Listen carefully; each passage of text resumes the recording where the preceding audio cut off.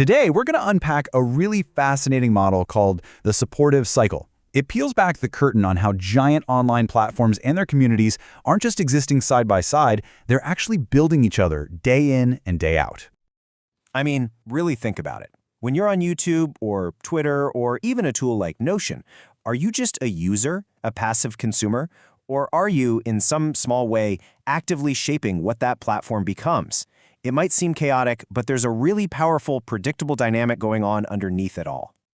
See, it's not a one-way street where a company just builds a tool and we all use it. Nope. It's more like a living, breathing cycle of support and creation. It's a feedback loop that connects the platform, the projects built on it, and all the people who make it hum. Okay, so let's dive right in. The framework that helps us make sense of all this is called the supportive cycle. And honestly, it gives us a whole new language to talk about our digital lives. At its core, the model's pretty simple. It's got 4 key players and 4 dynamic interactions, which we'll call movements. But here's the crucial thing to remember. This isn't some neat step-by-step process. These are forces happening all at once, in parallel. So let's break down who and what they are. All right, first up, let's meet the players on the field. And to make this crystal clear, we're going to use a perfect real-world example, the relationship between the global TED organization and all of those local, independent TEDx events. Player number 1 is the platform. You can think of this as the foundation, the basic infrastructure. It provides the tools, the brand, the rules of the game. So in our example, the platform is the main TED organization itself. Next, you've got the people. Now these are the active individuals, the creators, the organizers, the volunteers. They are not just passive users, they are the ones making things happen. For TEDx, these are all those dedicated local organizers and volunteers who pour their hearts into each event. Our third player is the project. This is the specific thing that people create, which is made possible by the platform. The entire global TEDx program is one massive project, and so is every single individual TEDx event that gets organized under that umbrella. And finally, we have the most interesting player, and it has a bit of a funny name, the Platformba. It's a special term that describes the entire culture, the community, the social vibe that springs up around a platform. It's way more than just a list of users. It's the collective identity. For TED, it's that global community of fans, speakers, and organizers who are all connected by the idea of ideas worth spreading. So we have our 4 players, right? Platform, people, project, and Platformba. Now let's look at the engine that makes this whole thing go, the 4 supportive movements that describe how they all interact with each other.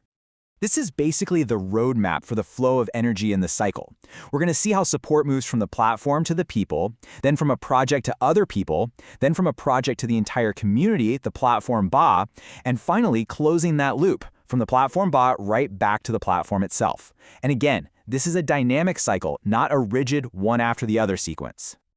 Okay, the first movement flows from the platform to the people. This is called primary productivity. The easiest way to think about this is as the initial spark. It's the platform offering the potential, the raw opportunity for someone to go and create something totally new.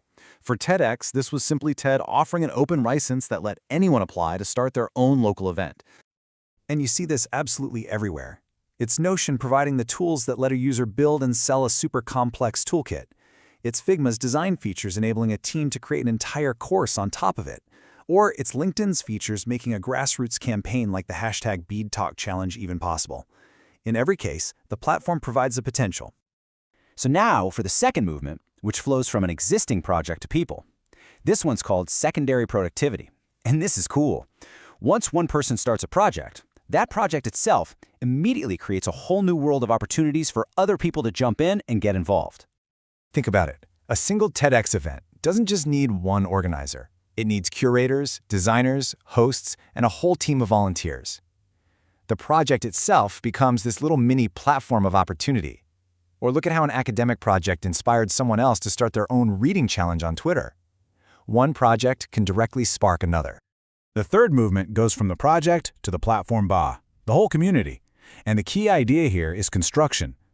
This is where the entire community pitches in with its collective energy to build, to fund, and to give meaning to a project.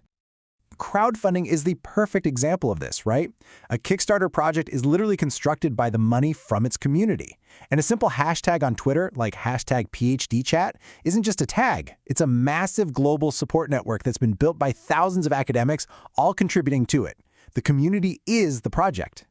And that brings us to the final, and maybe the most crucial, movement that closes the loop, from the Platformba back to the platform. It turns out it's not just projects that get built by the community. The platform itself is constantly being shaped and changed by the collective actions of its people. So how does a community actually change a platform? Well, the model gives us two important concepts. First, there's affordance. This is the material stuff, the technology itself, like Twitter's character limit or its use of the hashtag symbol. But just as important is something called supportance. These are the social and cultural rules, the policies, the community norms.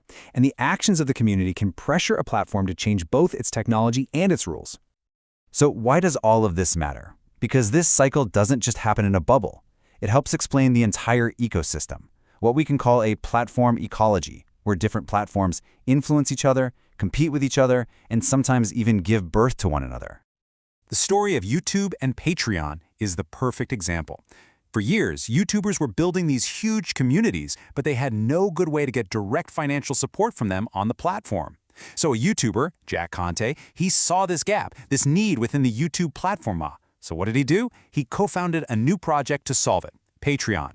And you know what happened? Patreon became so successful at serving the YouTube community that YouTube, the original platform, was basically forced to respond by building its own membership features years later. And that's the crucial point right there. A brand new platform, Patreon, was born directly from the needs of an existing community, the YouTube platform. And the success of that project fed directly back to force a massive change in the original platform, YouTube. That is the supportive cycle in action on a huge scale. So okay, let's bring this all back to you.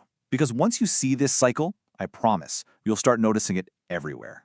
In the subreddits you contribute to, the open source software you use, or maybe the online communities you help run. And that leaves us with a final thought.